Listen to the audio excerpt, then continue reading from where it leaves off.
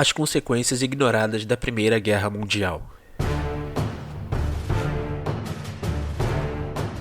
Este artigo foi escrito por Hans Hermann Hoppe, traduzido e publicado pelo Instituto Rothbard e narrado por Rafael Oliveira.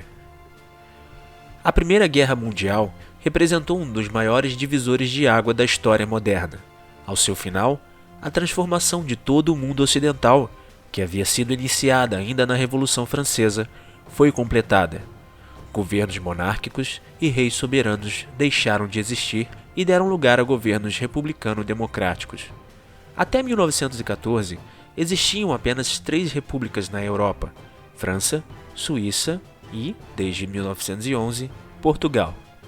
E, dentre todas as principais monarquias europeias, apenas o Reino Unido podia ser classificado como um sistema parlamentar, isto é, um sistema em que o poder supremo estava investido em um parlamento eleito. No entanto, 4 anos depois, após os Estados Unidos terem entrado na Guerra Europeia e decisivamente determinado seu resultado, as monarquias praticamente desapareceram, e a Europa, junto com o resto do mundo, adentrou a era do republicanismo democrático.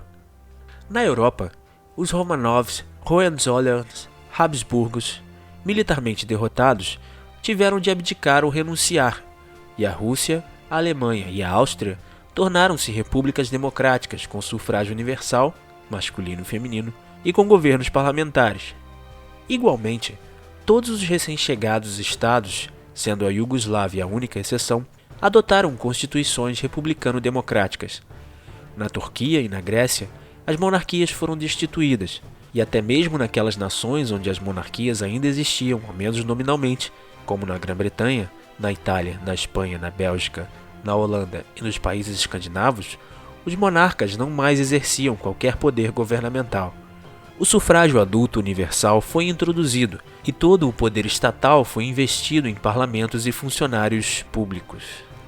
Em primeiro lugar, a Áustria iniciou a guerra e os Estados Unidos puseram-lhe um fim. A Áustria perdeu e os Estados Unidos venceram. A Áustria era governada por um monarca, o imperador Francisco José, e os Estados Unidos por um presidente democraticamente eleito, o professor Woodrow Wilson. No entanto, ainda mais importante é a constatação de que a Primeira Guerra Mundial não foi uma guerra tradicional, em que se combatia por objetivos territorialmente limitados, mas sim uma guerra ideológica, e a Áustria e os Estados Unidos, respectivamente, eram os 2 países que mais claramente personificavam as ideias em conflito, e era assim que as demais partes beligerantes os viam. A Primeira Guerra Mundial começou como uma tradicional disputa territorial. No entanto, com o prematuro envolvimento e a derradeira entrada dos Estados Unidos em abril de 1917, a guerra tomou uma nova dimensão ideológica. Os Estados Unidos foram fundados como uma república, e o princípio democrático, inerente à ideia de uma república, apenas recentemente tornara-se vitorioso. Tal vitória decorreu da violenta derrota e da violenta devastação da Confederação Secessionista pelo governo da União Centralista. Na época da Primeira Guerra Mundial, essa triunfante ideologia de um republicanismo democrático expansionista encontrou a sua perfeita personificação no então presidente dos Estados Unidos, Woodrow Wilson. Sob a administração de Wilson, a guerra europeia tornou-se uma missão ideológica: fazer com que o mundo se transformasse em um lugar seguro para a democracia e livre de governantes dinásticos. Quando, em março de 1917, o czar Nicolau II, um aliado americano, foi forçado a abdicar, sendo estabelecido um novo governo republicano-democrático na Rússia sob Kerensky, Wilson exultou. Com o czar abatido, a guerra finalmente havia se transformado em um conflito puramente ideológico, o bem contra o mal. Wilson e os seus mais próximos conselheiros de política externa, o coronel House e George D. Heron, não simpatizavam com a Alemanha do Kaiser, com a aristocracia e com a elite militar, mas eles odiavam a Áustria. Erich von Kuehnelt-Leddihn assim caracterizou as visões de Wilson e da esquerda americana. Aspas, a Áustria era mais demonizada do que a Alemanha. Ela estava em total contradição com o princípio mazziniano de Estado Nacional, tendo herdado muitas tradições e muitos símbolos do Sacro Império Romano. A águia de 2 cabeças, as cores preta e dourada, entre outros. A sua dinastia uma vez governara a Espanha. Ela liderou a Contra-Reforma, encabeçou a Santa Aliança, combateu o Risorgimento, suprimiu a rebelião húngara de Kossuth, em cuja homenagem havia um monumento na cidade de Nova York, e apoiou moral e filosoficamente o experimento monarquista do México. Habsburgo, este era exatamente o nome que evocava memórias do catolicismo romano, da Armada, da Inquisição, de Metternich, de Lafayette encarcerado em Olmütz e de Silvio Pellico, confinado na fortaleza de Spielberg, em Brunn. Tal estado tinha de ser destruído. Tal dinastia tinha de desaparecer. Fecha aspas. Sendo um conflito cada vez mais ideologicamente motivado, a guerra rapidamente se degenerou em uma guerra total. Em todas as nações da Europa, a economia nacional inteira foi militarizada, e a consagrada e honrada distinção entre combatentes e não combatentes, entre a vida civil e vida militar, foi abandonada. Por essa razão, a Primeira Guerra Mundial resultou em muito mais baixas de civis, vítimas de inanição e de doença, do que de soldados mortos em campos de batalha. Ademais, devido ao caráter ideológico da guerra, ao seu término somente eram possíveis a total rendição, a humilhação e a punição do derrotado, e não acordos de paz. Como consequência, a Alemanha teve de desistir da sua monarquia, e a Alsácia-Lorena foi devolvida à França, tal como antes da Guerra Franco-Prussiana de 1870 a 1871. A nova República Alemã foi onerada com pesadas reparações de longo prazo. A Alemanha foi desmilitarizada. O Saare alemão foi ocupado pelos franceses, e no leste, grandes territórios tiveram de ser cedidos à Polônia, Prússia Ocidental e Silésia. A Alemanha, entretanto, não foi desmembrada e nem destruída. Wilson reservara esse destino para a Áustria. Com a deposição dos Habsburgos, todo o Império Austro-Húngaro foi despedaçado. Para coroar a política externa de Wilson, dois novos e artificiais estados, Tchecoslováquia e Iugoslávia, foram extraídos do antigo império. A Áustria, por séculos uma das grandes potências europeias, foi maciçamente reduzida em tamanho, limitando-se agora ao seu pequeno território central de língua alemã e, como outro dos legados de Wilson, a agora pequena Áustria foi obrigada a entregar sua província inteiramente alemã do Tirol do Sul, Alto Adige ou Bolzano, estendendo-se até o Passo de Brennero, à Itália. Desde 1918, a Áustria desapareceu do mapa do poder político internacional. Em seu lugar, os Estados Unidos emergiram como uma potência líder do mundo. A era americana, a Pax Americana, começara. O princípio do republicanismo democrático havia triunfado, e ele triunfaria de novo ao final da Segunda Guerra Mundial, e mais uma vez, ou ao menos assim pareceu, com o colapso do Império Soviético nos últimos anos da década de 1980 e no início da década de 1990. Para alguns observadores contemporâneos, o, fim da história havia chegado. A ideia americana de democracia universal e global finalmente estava totalmente implementada. Assim, a Áustria dos Habsburgo e a prototípica experiência pré-democrática austríaca se tornaram uma mera curiosidade histórica.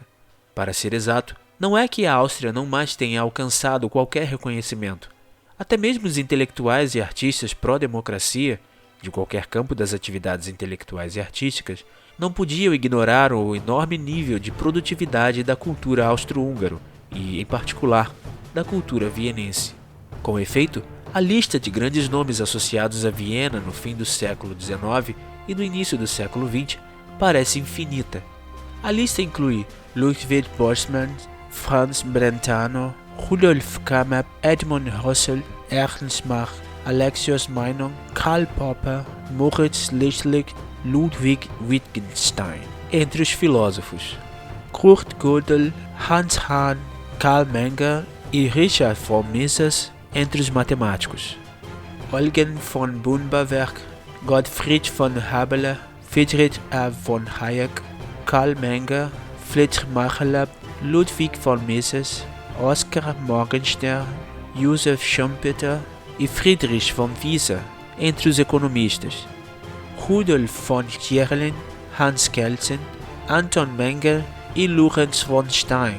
Entre os advogados e os juristas, Alfred Adler, Joseph Breuer, Karl Buller e Sigmund Freud. Entre os psicologistas, Max Adler, Otto Bauer, Egon Friedel, Heinrich Friedjung, Paul Lassalle-Fels, Gustav Hatzenhofer e Alfred Schultz entre os historiadores e os sociólogos. Hermann Broch, Franz Grillparzer, Hugo von Hofmannsthal, Karl Kraus, Fritz Mautner, Robert Musil, Arthur Schnitzler, Georg Trakl, Otto Weininger e Stefan Zweig entre os escritores e os críticos literários. Gustav Klimt, Oskar Kokoschka, Adolf Loos e Egon Schiele entre os artistas e os arquitetos. E Alban Berg, Johannes Brahms, Anton Bruckner, Franz Lehár, Gustav Mahler, Arnold Schönberg, Johann Strauss, Anton von Webern e Hugo Wolf entre os compositores. No entanto, e curiosamente, essa elevada produtividade intelectual e cultural raramente foi correlacionada pelos estudiosos como decorrente da tradição pré-democrática da monarquia dos Habsburgos. A incrível efervescência cultural e intelectual da Viena do século XIX e do início do século XX raramente é correlacionada com o ambiente criado pela monarquia dos Habsburgos. Em vez disso, nos raros casos em que não é considerada uma mera coincidência, a produtividade da cultura austro-vienense é apresentada, de forma politicamente correta, como sendo prova dos positivos efeitos sinergéticos do multiculturalismo e de uma sociedade multiétnica. Por outro lado, já desde o final do século XX, acumulam-se crescentes evidências de que, em vez de assinalar o final da história, o sistema político democrático imposto ao mundo pelos Estados Unidos está mergulhado em uma crise profunda. Desde o fim da década de 1960 e começo da década de 1970, a renda salarial real dos Estados Unidos na Europa Ocidental estagnou-se e, em alguns casos, até mesmo caiu. No Oeste Europeu, em particular, as taxas de desemprego só fizeram aumentar. Os gastos governamentais e a dívida pública dispararam em todos os países, alcançando patamares astronômicos, em muitos casos excedendo o próprio PIB de um país. Similarmente, os sistemas de previdência social, ou seguridade social, em todos os lugares estão à beira da falência. Ademais, o colapso do Império Soviético não representou exatamente um triunfo da democracia, apenas comprovou a impossibilidade prática do socialismo. Mais ainda, tal colapso trouxe embutido em si um alerta contra o sistema ocidental de socialismo democrático, em vez de socialismo ditatorial. No que mais, em todo o hemisfério ocidental, divisões, separatismos e secessões nacionais, étnicas e culturais estão crescendo. As criações democráticas e multiculturais de Wilson, a Iugoslávia e a Tchecoslováquia, se fragmentaram. Em todo o Ocidente, em menos de um século de democracia perfeitamente completa, os resultados são estes: degeneração moral, desintegração social e familiar e decadência cultural na forma de taxas crescentes de divórcios, de filhos bastardos, de aborto e de criminalidade. Em consequência de uma quantidade, ainda em expansão, de leis e políticas antidiscriminatórias, multiculturais e igualitaristas, todos os poros da sociedade ocidental foram afetados pela interferência governamental e pela integração forçada. Consequentemente, as tensões e hostilidades raciais, étnicas e culturais, bem como as inquietações sociais, têm crescido dramaticamente. À luz dessas decepcionantes experiências, ressurgiram dúvidas fundamentais sobre as virtudes do sistema democrático preconizado pelos americanos. Mas fica a pergunta: o que teria acontecido se, de acordo com suas próprias promessas feitas durante sua campanha de reeleição, Woodrow Wilson tivesse mantido os Estados Unidos fora da Primeira Guerra Mundial? Em virtude da sua natureza contrafatual, a resposta a uma questão como esta jamais pode ser empiricamente confirmada ou rejeitada. Todavia, isso não torna a questão sem sentido ou a resposta arbitrária. Pelo contrário, baseando-se na compreensão dos verdadeiros eventos e personagens históricos envolvidos, a questão acerca do mais provável curso alternativo da história pode ser respondida em detalhes com considerável segurança. Se os Estados Unidos tivessem seguido uma estrita política externa de não intervencionismo, o conflito dentro da Europa provavelmente teria acabado ao final de 1916 ou no início de 1917, como resultado de várias iniciativas de paz, mais notadamente empreendidas pelo imperador austríaco Carlos I. Ademais, A guerra teria sido concluída por meio de acordos de paz mutuamente aceitáveis e que mantivessem a dignidade das partes, e não com um decreto que de fato foi imposto. Consequentemente, a Áustria, a Hungria, a Alemanha e a Rússia teriam permanecido com as tradicionais monarquias em vez de serem transformadas em repúblicas democráticas de curta duração. Com o czar russo, um Kaiser alemão e um Kaiser austríaco, teria sido quase impossível para os bolcheviques conquistar o poder na Rússia. Da mesma forma, também teria sido quase impossível para os fascistas e os nacional-socialistas, os nazistas, em relação à crescente ameaça comunista na Europa Ocidental, fazer a mesma coisa na Itália e na Alemanha. Os milhões de vítimas do comunismo, do nacional-socialismo e da Segunda Guerra Mundial teriam sido salvos. A extensão da interferência e do controle governamentais sobre a economia privada no mundo ocidental jamais teria alcançado o tamanho que hoje se vê, e, em vez de a região que abrange a Europa Central e a Europa Oriental, e, consequentemente, metade do globo, cair em mãos comunistas e, por mais de 40 anos ser pilhada, devastada e coercitivamente excluída dos mercados ocidentais, a Europa inteira, e todo o globo, teria permanecido economicamente integrada, tal como ocorrera no século XIX, por meio de um sistema de divisão de trabalho e de cooperação social de âmbito global. O padrão de vida no mundo como um todo seria hoje muito maior do que o atual.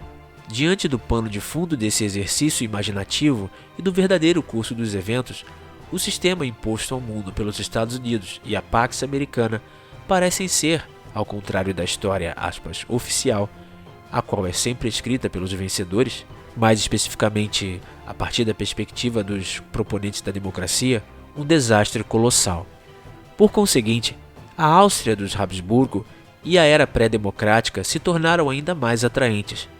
Ninguém menos do que George F. Kennan, embaixador americano da União Soviética e a própria encarnação do establishment, escrevendo em 1951, chegou muito perto de admitir isso. Aspas. Contudo, hoje, se fosse oferecida a oportunidade de ter de volta a Alemanha de 1913, uma Alemanha governada por pessoas conservadoras, mas relativamente moderadas, sem nazistas e sem comunistas, uma Alemanha vigorosa, unida e não ocupada, cheia de energia e confiança, capaz de fazer parte de uma frente que contrabalancearia o poder russo na Europa, bem, haveria objeções a isso de muitos lugares, e isso não faria todo mundo feliz. Porém, de várias maneiras, e em comparação com os nossos problemas de hoje, isso não seria tão ruim. Agora, pense no que isso significa. Quando verificamos o saldo total das duas guerras, nos termos dos seus objetivos declarados, há uma enorme dificuldade em perceber e discernir algum ganho. Fecha aspas.